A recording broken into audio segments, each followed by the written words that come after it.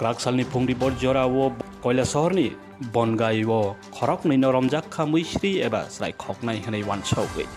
Romjaknai khoroknwi ni mung Nurul Haq Naukhe Khaura Bil Gram Panchayat bisini tei khoroksa Shiv Kumar khe Chennai ni. Borok Easy Facility Permis hwnai company o samung khaiwi tongmani. A borokni samung khaitani o borok talangna bagui naito gui phailaimani Kailasahar ni Banghai o borokna nukheno borok hamyaknai jongkha khaijagai puila borokno romui tlangjak kha thana o tei borokno seri kaham khenai kheno saimanjakha borokni samung beramung krei eba tei borokni samung thik no hnei borokno roir horjak phika tei borok saya kuyawi khaiwi omaike para bisio habmane abono saliaknai sajakha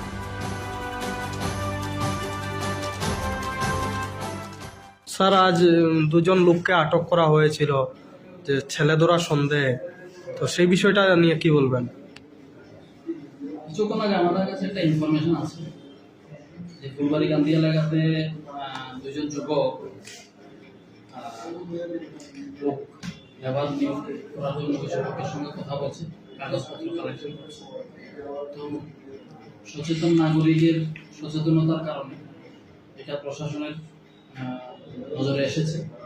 আমার সঙ্গে সঙ্গে আমার police staff পাঠিয়েছে, ওনাদেরকে ওই এলাকা থেকে থানায় নিয়ে এসেছি। ওনাদের যে সমস্ত যা আছে ওনাদের ডকুমেন্টেশন ভেরিফিকেশন করে আমি ওনাদের যে আই কার্ড আছে, আই কার্ডে ওনাদের একজনের নাম শিব কুমার, আরেকজন উনি চেন্নাইয়ের লোক এবং আরেকজন আমাদের ইরানি এলাকার নুরুল হক। ওনাদের যে আই কার্ডের পেছনে যে কোম্পানির ওনারা যে কোম্পানিতে কাজ করেন, কোম্পানিটার নাম হচ্ছে ইজি ফ্যাসিলিটি সার্ভিস। তো ওখানে আমি কমিউনিকেট করেছি ওভার ফোন। কমিউনিকেট করার পরে ওই কোম্পানি থেকে আমাকে ওনাদের কোম্পানির যে ভ্যালিড ডকুমেন্ট সমস্ত আছে সমস্ত কিছুই আমাকে পাঠিয়েছে, যেগুলি আমি দেখে আমার কাছে মনে হয় সেগুলি ভ্যালিড। ওনাদের যে কাজ সেটা ভ্যালিড বলেই মনে হয়েছে আমার কাছে, কিন্তু ওনারা এখানে যে কাজ করতে এসেছেন এটা প্রসেসটা ঠিক হয়নি। ওনাদের উচিত ছিল যে এখানে সিভিল অ্যাডমিনিস্ট্রেশন, যেটা ডিস্ট্রিক্ট অ্যাডমিনিস্ট্রেশন আছে আমাদের, ওনাদের থেকে পারমিশন নিয়ে ওনাদের কোম্পানির যে ভ্যালিড ডকুমেন্ট আছে এই ডকুমেন্টসগুলি শো করে ডিস্ট্রিক্ট অ্যাডমিনিস্ট্রেশন থেকে পারমিশন নিয়ে ওনাদের কোম্পানির কাজ করা উচিত ছিল। যেটা ওদের বিরুদ্ধে কি কোনো রিটার্ন অভিযোগ এসেছিল? আমার কাছে এমনিতে কোনো অভিযোগ আসেনি। আমরা এটা ভেরিফাই করে দেখেছি যে ওনাদের কাজ মানে যে এই কোম্পানিটা ভ্যালিড।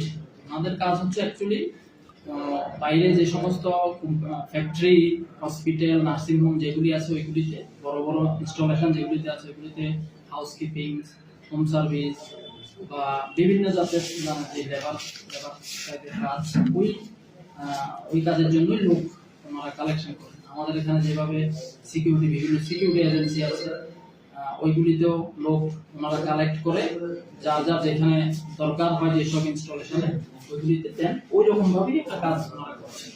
এখানে অবৈধ কোনো কিছু না, জাস্ট ওনাদের প্রসেসটা ঠিক হয়নি। ডিস্ট্রিক্ট অ্যাডমিনিস্ট্রেশন থেকে পারমিশন নিয়ে বলতে কোনো অভিযোগের কোনো ব্যাপার নেই। ঠিক আছে, থ্যাংক ইউ। কি হয়েছে আজ মূলত এখানে? তো আজকে 11:30 থেকে 12টার মধ্যে আমাদের চাইল্ড হেল্পলাইনের 1090 একটা ইনফরমেশন আসছিল বনগাঁও থেকে, কৈলাসহর বনগাঁও থেকে, যে দুজন লোককে এখানে শিশু পাচারের সন্দেহে আটকে রাখা হয়েছে। লোকাল যারা জনগণ তারা আটকে রেখেছে।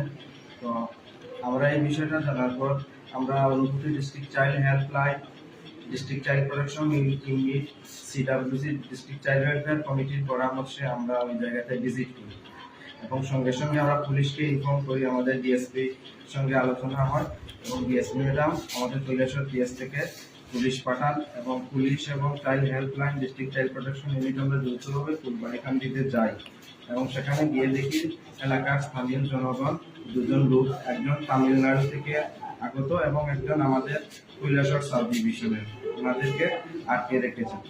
তো সেই মোতাবেক পুলিশ এই দুজন লোককে জিজ্ঞাসাবাদের জন্য থানাতে নিয়ে আসছে এবং আমরা ওই বাচ্চা যার নামে যাকে অপহরণ করার অভিযোগ উঠেছিল সেই বাচ্চার সাথে কথা বলি, বাচ্চার মায়ের সাথে কথা বলি, এবং বাচ্চার মা বলেন ওনারা টাকা পয়সা এমন দাবি করেছেন। ওনাদের সন্দেহ হচ্ছে যে এরা হয়তো ব্যবসার নামে কোনো ধরনের কোনো খারাপ কাজ, অবৈধ পাচারের সাথে জড়িত কিনা, তার জন্য আমাদের ফোন করেছিলেন। আপনারা তদন্ত করে কি দেখলেন প্রাথমিকভাবে? আমরা তদন্তের বিষয় তো পুলিশের কাছে, পুলিশ ওনাদেরকে ধরে নিয়ে গেছে, ওনারা জিজ্ঞাসাবাদ করবেন।